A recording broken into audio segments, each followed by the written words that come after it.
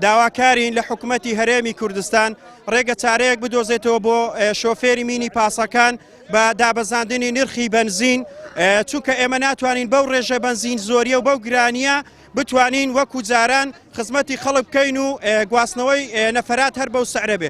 بۆیە ئەگەر حکوومەتی هەرێم نرخی بنزینمان بۆ دانەبەزێنێ ئێمە ناچارین بۆ هەر ناوچەیەک 500 دینار بخەینە سەر کرێی نەفەر کە ئەمەش دەبێتە بار گرانی بۆ سەرشانی هاوڵاتیانی فەقیر کە لە ئێستادا هەموو شتێکیش گران بۆ. ئەوی ڕاستی بێ ئێمە وەک ساق پاسێک ئێستا بۆ خۆم لە ئاجێوە ڕاهاتووم بە 1500 دیناری، بنزینیش لتری بە 950 دیناریە، دەڵێن لە داهاتووشدا زیاد دەکە و گران دەبێتە 1300 دینار. چێ بەرپرسە؟ هەر ئەوانەی کە بازرگانەکان ناچێ بەرپرسە، هەر ئەوانە دەیهێن و بەگرانیش ساق پاسی فەقیر باجەکەی دەدا.